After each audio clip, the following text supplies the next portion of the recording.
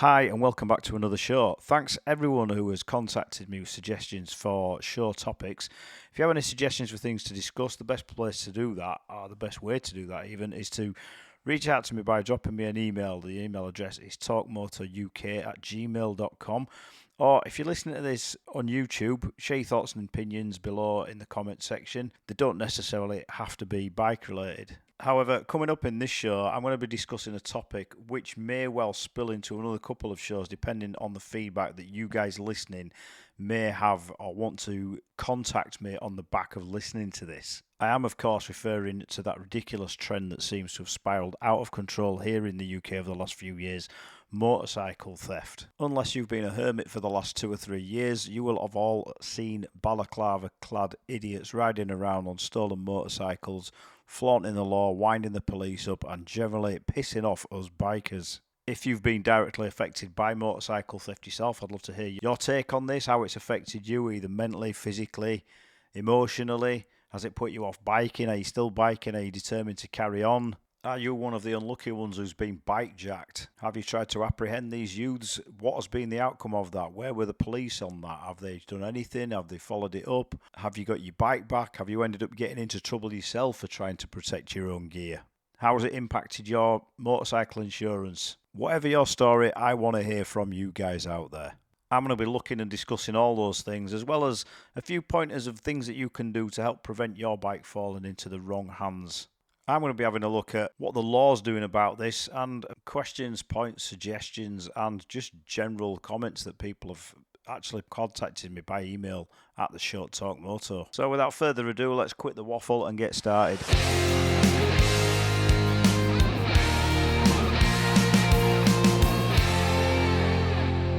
You will of course notice there that that's a new intro tune that I've found.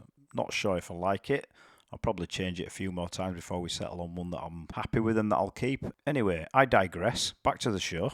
So motorcycle theft over the last few years, it's absolutely rocketed. And as I said before, unless you've been living in a cave or you've just been one of these people unfortunate enough to not want to venture outside since lockdown, there's absolutely no way that you cannot have noticed the amount of stolen bikes, kids on the street. It seems to be every week there's one losing their life. It is sad in a way, but you know, to the people that are hardened bikers, there is a lot of bitterness there towards these kids that are nicking these bikes that end up becoming a cropper. I think it's mainly because of the impact of things like social media, the lack of just general input from the laws that are out there in place that are supposed to be protecting us and helping us look after our own motorcycles. Bikers are understandably pissed off and concerned, and for some it has actually seen them quit biking altogether, which is an absolute travesty. I mean, motorcycling in itself over the years has dwindled off, mainly because of rising costs and the government just not wanting people riding bikes. But there's probably also a number of contributing factors that, because of these thefts, they're not actually helping the longevity of motorcycling, especially in the UK. Things like insurance becoming so expensive, especially if you've had a bike pinch, that it becomes uneconomical or unaffordable. You know, the fear of people getting attacked. I've heard a few stories where people have actually been attacked with hammers and knives while they've been out on the bikes, just from these kids wanting to pinch somebody else's bike. Or for some, it's just the general stress of worrying, you know, if where you've parked your bike up, it's going to be there when you come back out of work or the shops. But it obviously leads to a hell of a lot of questions that just don't seem to be getting answered. For the majority of people that are on social media, things like Facebooks, every other week there seems to be a group popping up, motorcycle theft awareness in the UK, and there's a lot of local groups that are setting up to try and do their little bit of something to try and stamp down on these gangs and these kids that are pinching these bikes. And when I use the term gang, it's probably a loose term really, because I don't think that this, from what I see anyway, this isn't an organised thing. Or if it is, they're not doing it in the same vein that 10, 20 years ago when you used to see motorcycles getting pinched, they were getting pinched to order. And we're talking about your high-end, high-performance bikes, things like your Ducatis, your super bikes. They were getting pinched, they were getting shipped off to God knows where, put in containers, and the owners would never see these bikes again. What these kids are doing is totally different. They're pinching these bikes, they're riding them around the streets. The police just don't have the resources to be able to chase these kids, or it's too much paperwork for them. I don't know what the actual answer is. I've not sat down with any police. I've tried to reach out to a few. I have had some response from police wanting to get in touch, but I fear that it may be so heavily vetted that you won't get to the bottom of the real issue from the police's side. And I think that does tend to be one of the biggest issues. What are the police doing about this? And from what the majority of us see, not a great deal. Sure, we see a few spotting pounding of vehicles or kids that are caught, but very few of these ever lead to arrests. And those where the kids are getting arrested, frustratingly, few custodial sentences are handed out. No one ever goes to prison. Very few ever seem to get fined because of it. And because of this, there just doesn't seem to be enough deterrent. We've got overcrowded prisons, and I think one of the other bigger problems as well is that vehicle theft in the UK is not actually seen as a major crime. Therefore, because the deterrents are so low, there's nothing to put these kids off doing it. Those that are caught and do end up having to go to court, they turn up holding mummy's hand and, he's a really good lad, he does his shopping for his grandma on a weekend and he's a model citizen. It's like, well, where was that model citizen when he was breaking into my garage and stealing my, £6,000, £7,000, £8,000 bike, riding it round the streets, and then when he'd had his fun riding that bike over every terrain possible, he just dumped it either in a river or in a field. We have to foot the bill for that. It's not fair. This is our property. These kids are stealing these bikes, taking them off, joyriding on them, and then if we are lucky enough or unlucky enough to get the bikes back, we've either got to go through our insurance, which then means the following year that our insurance premiums are jacked up that much that a lot of people simply can't afford to pay double the insurance because they've had a bike nicked. We're left with that arsehole not being able to do something that a lot of people work hard, they save up to buy these bikes, and it's not just the bikes, is it? It's all the kit that you have to buy with it, the helmet, the gloves, the jackets, the boots. You've got all this gear that just because some kid who don't want to work for a living thinks, I'm going to have that bike, I'm going to go off riding on that. And they're not taking them to the places where we're going on them.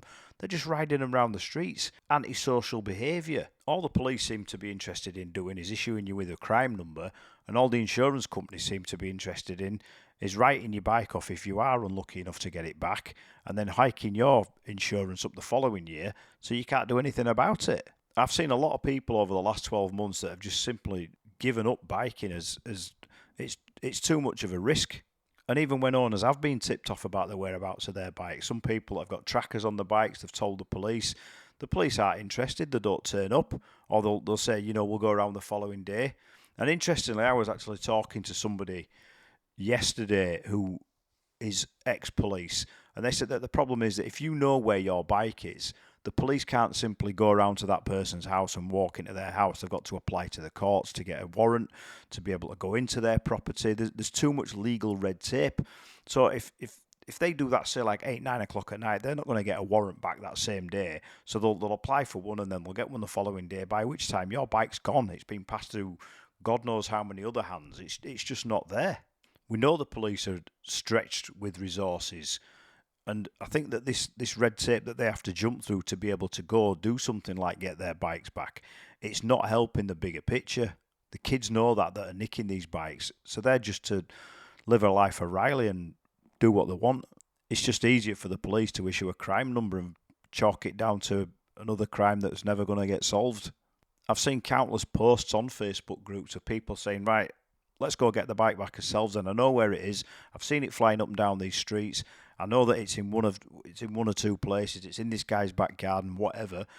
You can't do that because the law that's there, that's designed to protect us and help us protect our property, this is where it actually goes against us. So when you want to go and get that bike back, you get a few lads together, you go around to some kid's house that your bike's in his back garden. You walk round there, he's not just like you're going to do that, is he? His big brother or his old man's going to try and give you a slap. So you go round there, you may be tooled up, ready to fight back. what happens? You end up getting arrested, even though you're the innocent party. You end up being the assailant, and it's you that ends up getting prosecuted. You're the guy that's got the job. So you're an easy target to the police. It's all just wrong.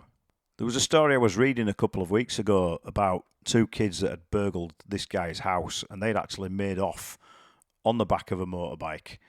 The guy who owns the property had caught these guys trying to break into his house, and he's chased after him in his car. And I don't know all the specific ins and outs of what's gone on, but he's basically clipped the motorcycle that these two lads were on, and they've ended up with life-changing injuries. I don't know to what extent, but he's ended up getting jailed for 2 years because of that. That's a guy simply trying to protect his own property here in the UK. If there's anybody out there listening to this that is listening to this from outside of the UK, get in touch with us at talkmotoruk@gmail.com. Let us know, is this something that goes on in your city, in your country, or is this just something that, because of how the UK law system is so out of date, that it's something that we've lost control of? Get in touch with us. I'd be really interested to know how this pans out in other countries.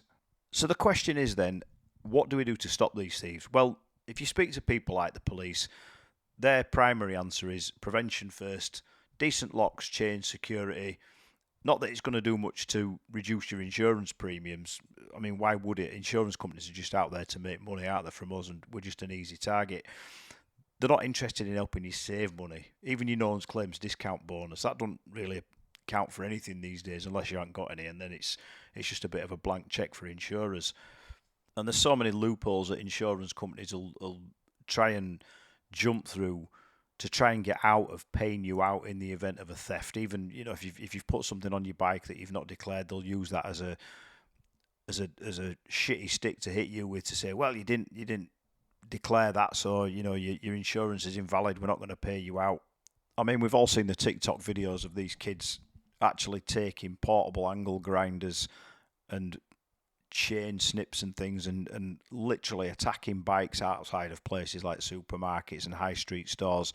And because we have this issue in the UK of not wanting to get involved in something, people just stand there and video it. They'd rather stand there and video it than get involved. There are a few individual cases where people have fought these kids off, and these kids have ended up having to leave the bike behind, and usually not before they've hit the bike with something like a hammer and still caused damage to it.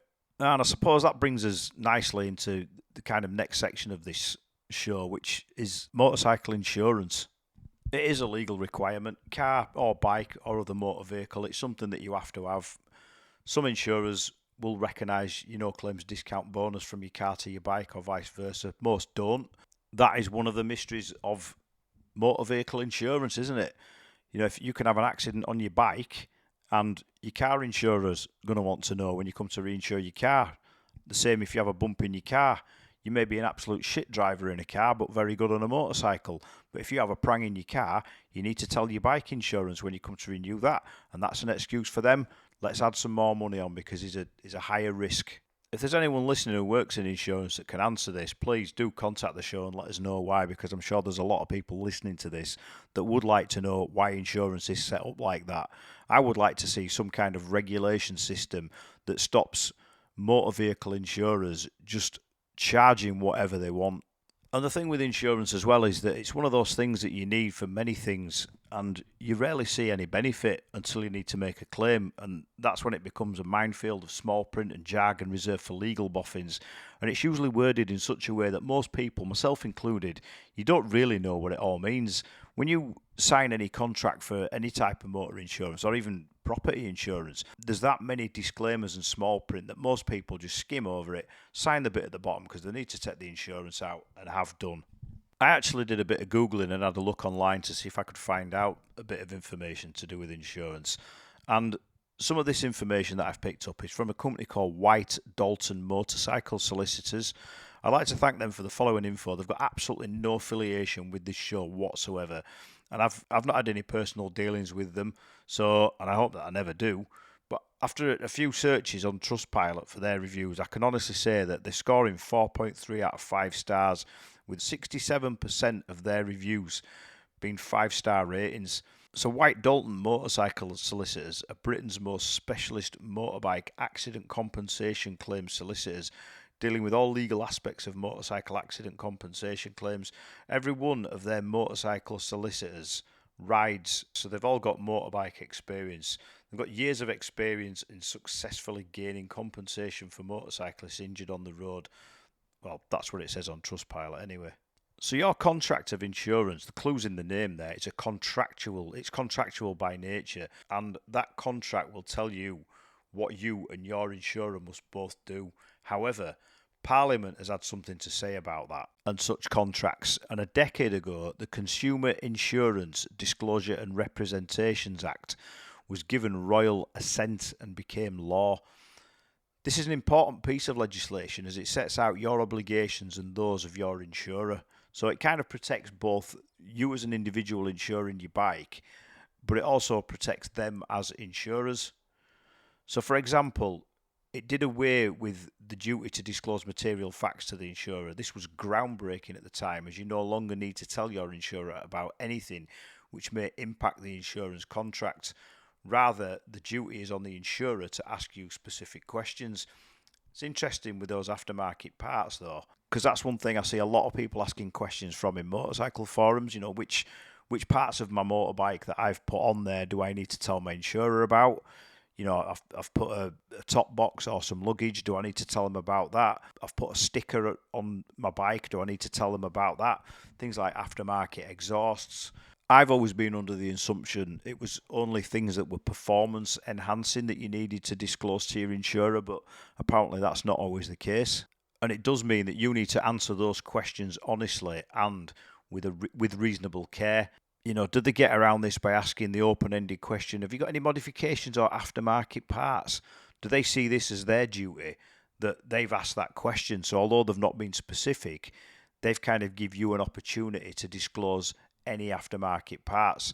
Where you stand with that, if you've bought a motorcycle used from somebody else that's already fit a load of aftermarket parts, is that your duty to know what parts came as standard with that machine and what parts have been added afterwards, even if the person that you've bought it from doesn't tell you which parts he's put on it? So one of the most common issues I see with insurance and bike theft, imagine you live in a flat and you tell your insurer that your bike's kept in a locked brick garage with a concrete base, 4 walls and a roof and a lockable point of entry.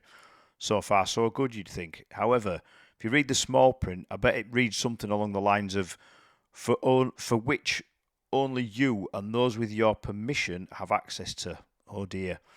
This would mean that the garage underneath your block of flats would not be classed as a garage by the insurer, even though it's clearly a garage because other people have got access to it. Small print, grey areas.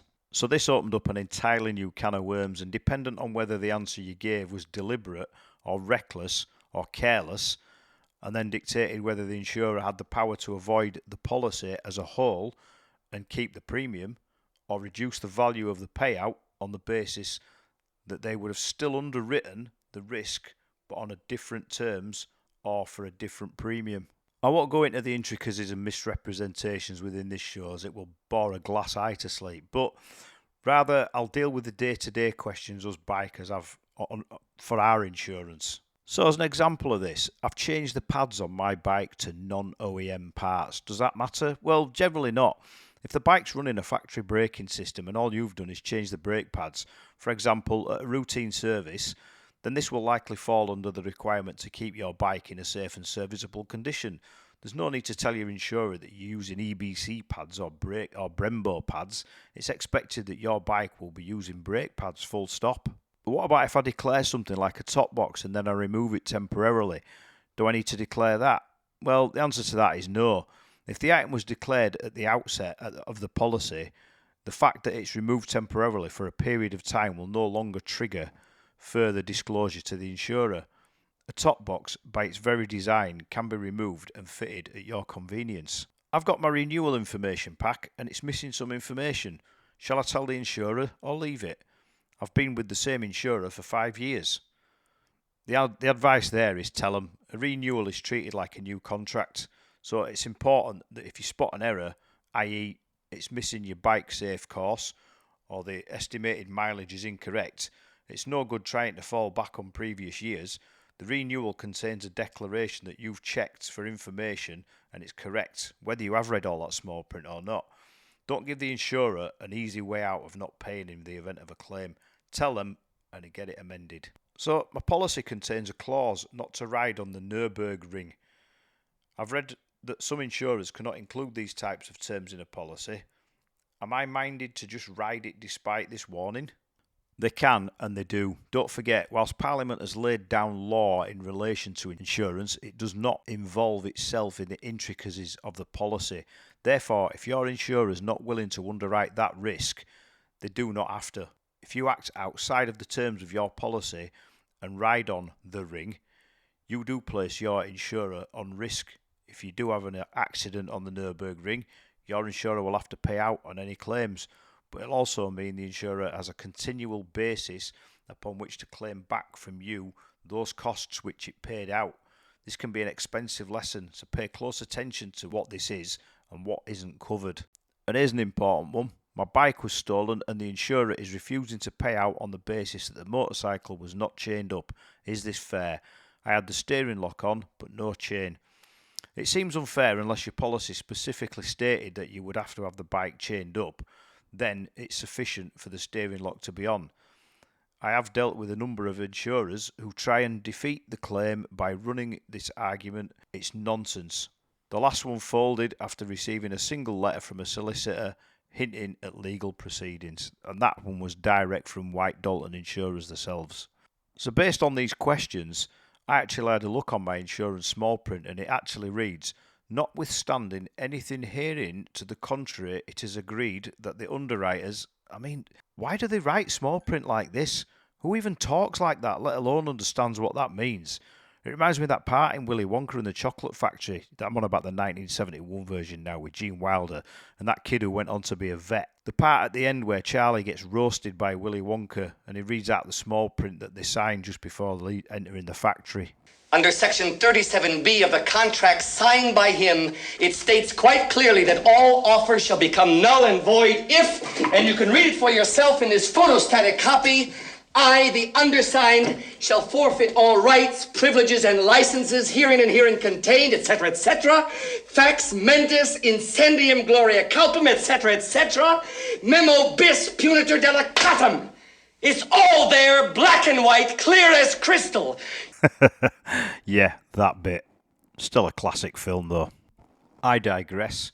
So my contract actually reads, notwithstanding anything herein to the contrary, it is agreed that the underwriters not pay for any claim for loss or of damage to the insured motorcycle when it is parked at the insurer's place of residence and or the declared garaging address unless the motorcycle is kept in a properly constructed and locked building as detailed to the agreed by the underwriters. What the hell? Now, I don't recall when I completed my insurance quote online, and I usually go through a comparison website to take the pain out of endlessly filling in the same questions from insurer to insurer, and in my experience, I've always found comparison sites to yield the cheapest results.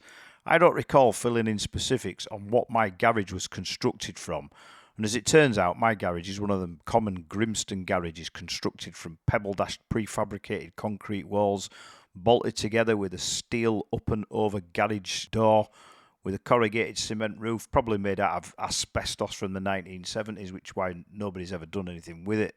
Or maybe it's just me. My attitude to bike theft from my property isn't blasé, but if somebody wants to pinch it, they're going to go whatever lengths they want to get it. And let's face it, we've all seen what happens when owners try and protect the property in the UK and end up either becoming the victim of some hideous assault or worse, or end up facing a custodial sentence themselves for kicking the shit out of a couple of kids that he's caught trying to nick his bike. My bike's in a locked garage with 2 or 3 cars parked in front of it. It's big, it's heavy, it's an adventure bike, and I park it in there head on. So when I take it out, I have to move those cars out of the way and turn it round in the driveway in about 4 or 5 moves before I can even ride it away. There's no way anyone is just going to walk off with that bike without having plenty of time to do it. On top of that, both myself and my neighbour, we've both got CCTV aimed directly on our driveways, and my garage has an alarm on it that's always on unless I go in there, and then I'll have to manually turn it off. To top that off, I live on a street where people will and have confronted the odd misdemeanour, thankfully not bike related to date, fingers crossed. Even if that was calling the old bill to an incident in progress. So if someone is that determined to have my bike, they aren't going to think twice before trying to bury whatever tool that they're carrying into me if they get cornered. Sure, it's a pain in the arse, but it's insured and it's a bike and it can be replaced. I can't. So, ran over. I don't have an alarm on my bike. Again, you don't have to read too much online on bike groups to know that for the price that they cost and the little difference that they actually make to insurance premiums, if at all, that they're usually more hassle than they're actually worth. A few years back, I owned a Suzuki GSXR that had a Data Tool S4 alarm fitted by the previous owner with a built-in immobiliser. What on arse that was! When it worked, it was fine, but when it didn't, I could be left endlessly pressing the buttons trying to turn the bloody thing off. Usually, I would be at some popular bike gathering locations. No, not for me. The best solution I've found is to have something that I've had on a previous bike, and that's a tracker. I'd put my money on more bikers having trackers fitted now than I've ever had alarms fitted. They're cheaper, they're easier to fit, and they provide a few additional features that an alarm doesn't, and they're generally more reliable. The one that I had was from a company called Secure Auto Track, which at the time of putting this show together found that they've actually stopped trading due to personal reasons. However, in the past 10 years, I've seen a huge spike in companies offering similar solutions. Some pay as you go and some are subscription based. The one that I had was a one-off purchase and it was fitted by the company that I bought it from. When they offered a mobile fitting service and it was awesome. It took a pay-as-you-go SIM card, the same that you find in a mobile phone, and it was designed to look like a power commander, if anybody can remember those. I imagine others currently available are of a similar design so as not to make them look so obvious. The only drawback to any system like this is where to hide it on a bike. With limited places to conceal a tracker and the majority of them are no larger than a packet of cigs, you're going to be mounting it under the rider's seat in most cases. So any thief is going to look here first and rip it out. They're usually wired directly into the wiring loom. They are, however, pretty good for tracking in real time the location of your bike, and the one that I had also gave warnings of low battery and featured adjustable motion detection by means of a text from the SIM in the tracker to your personal mobile phone. This was something that I encountered often when the missus used to balance the washing basket on the seat of the bike in the garage. I'd receive a motion detector alert text on my phone while I was at work, which would immediately prompt a quick call home to ask, "Are you in the garage?" There are, of course, a multitude of other security and anti-theft devices you can buy, or at least that's what they market them as. Although, unless you've been living under a rock, you will have seen how quickly some of them are destroyed by local rats with nothing more than a hammer or a cordless angle grinder. The ones that withstand these and do actually prevent bikes from being taken aren't cheap, but then there's the other argument of why do people turn their noses up at paying a couple of £100 for a secure lock and chain or disc lock when you spent a few £1,000s on a bike? Do the police have a justified argument with the prevention first response? Possibly. You wouldn't leave your car unlocked and expect it to be there when you come to drive it away.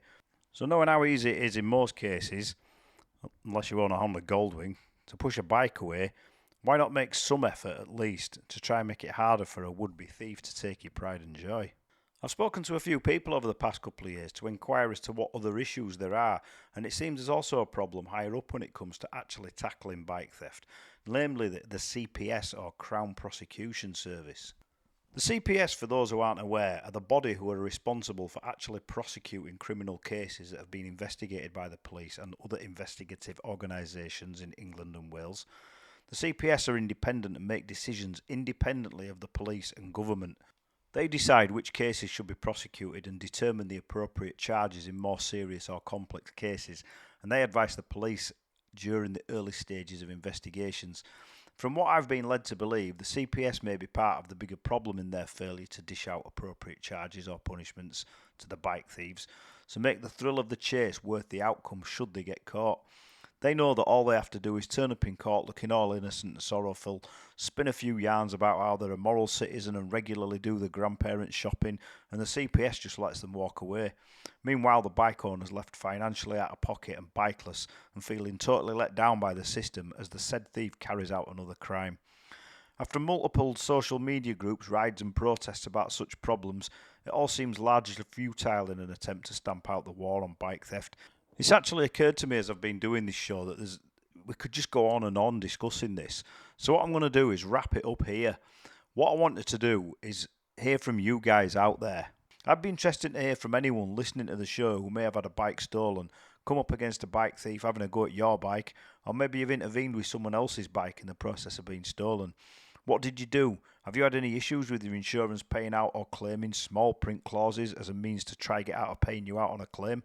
Contact me at the usual places on the email at talkmotoruk@gmail.com or drop a comment if you're listening on YouTube underneath in the comments section. Thanks for listening to the show, ride safe, and I'll catch up with you all soon. Thanks for listening. This is Talk Moto signing off.